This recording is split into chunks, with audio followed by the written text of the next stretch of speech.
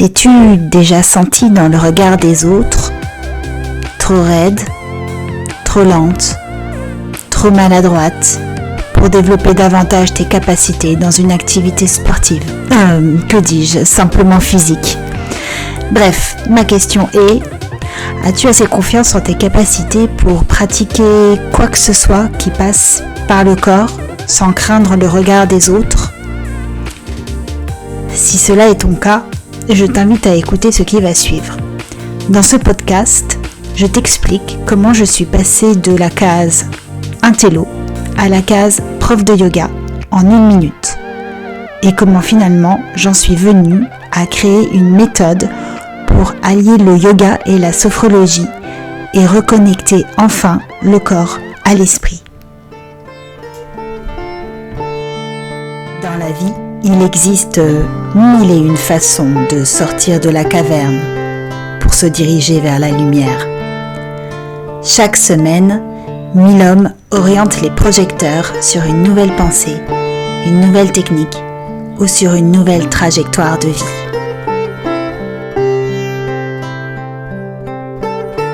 J'avais peut-être 8 ou 9 ans. Avec ma copine, je passais toutes les récrés à courir dans la cour de l'école. Je courais parce que j'aimais par-dessus tout les sensations incroyables de liberté que le mouvement rapide m'offrait. L'espace d'un instant, je pouvais sentir que je m'envolais et cela n'avait pas de prix.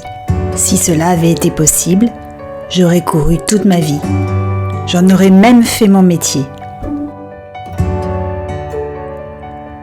Cet amour de la course a duré jusqu'au CM2 environ.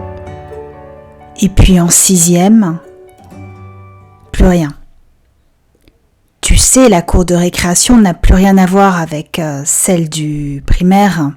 Soudain, cet endroit qui pour moi rimait avec liberté s'est transformé en cour de moquerie. Alors quand on sait que à tout moment, quelqu'un peut rire de toi, on ne se sent plus libre.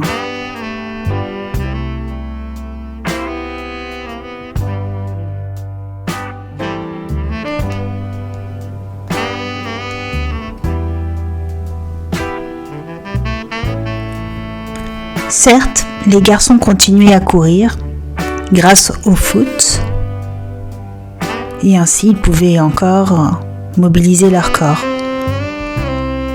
Mais les filles, tu vois, c'était une autre histoire. On ne se mettait pas à danser au milieu de la cour. Je crois que c'est ainsi que finalement, j'ai cessé de bouger pour l'amour de bouger.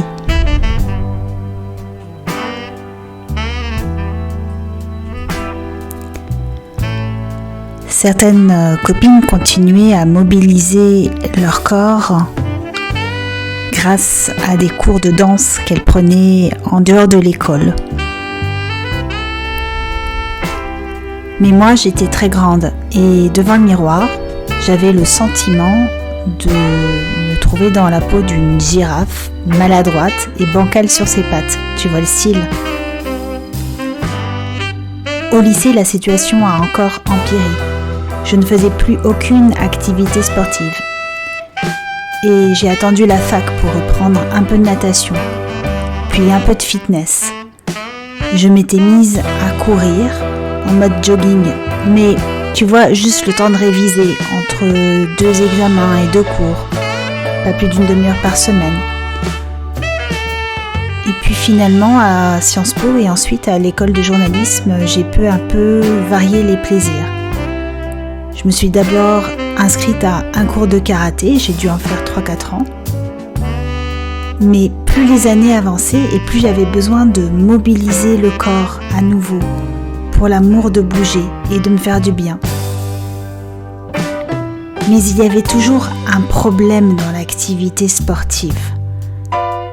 C'était la notion de compétition, de faire mieux que les autres, de se surpasser. Cela me dérangeait énormément. Moi, je ne voulais en rien me dépasser, ni me surpasser. Je voulais juste bouger pour l'amour de bouger. Et en plus, j'aurais aimé entraîner des personnes avec moi dans ce trip. Juste pour l'amour du mouvement et de ce qu'il procurait. Finalement, un jour, dans un cours de yoga, j'ai entendu la prof dire « Le regard des autres, on s'en moque. Ce qui compte ici, c'est la pratique et rien d'autre. » Je me souviens de cette phrase comme d'une révélation absolue. Enfin, sur le tapis de yoga, je pouvais me sentir libre de mes mouvements, sans faire attention au regard des autres.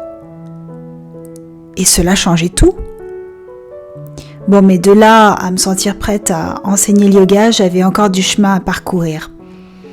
Parce que j'avais beau avoir entendu cette phrase magique dans la bouche de ma prof, je me sentais encore moins que les autres.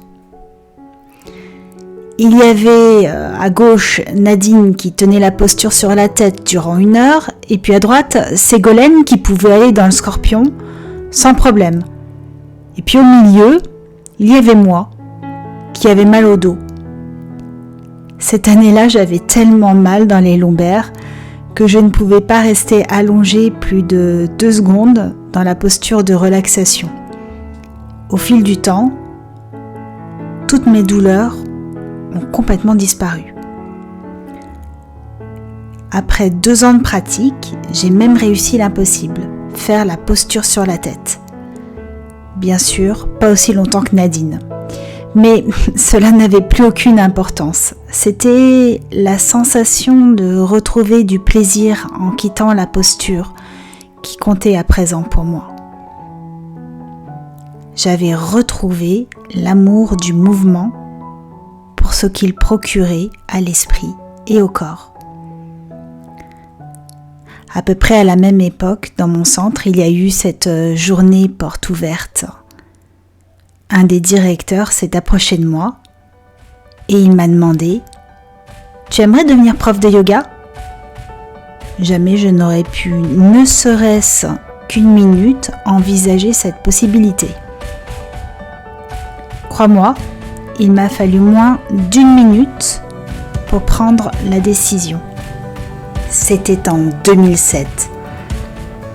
Voilà à présent plus de 15 ans que j'enseigne le yoga.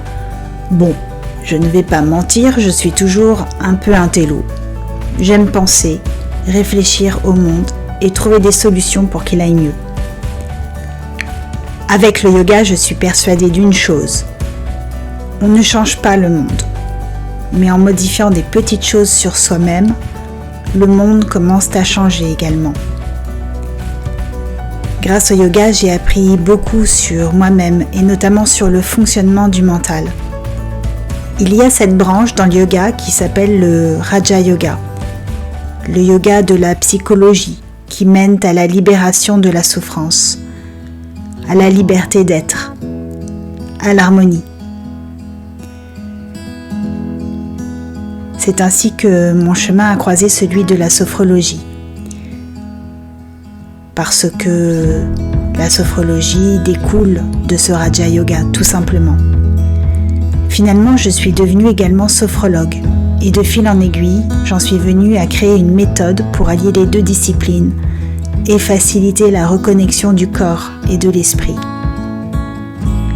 Dans son livre « Confiance en soi par le yoga », Selvarajan Yesudian, qui est un grand maître de yoga, explique « Avec le yoga, nous apprenons à marcher la tête haute. Nous apprenons à ouvrir nos yeux et à voir la vie, à regarder vers l'horizon lointain. Nous apprenons à nous tenir droit et à faire face sans crainte à l'avenir.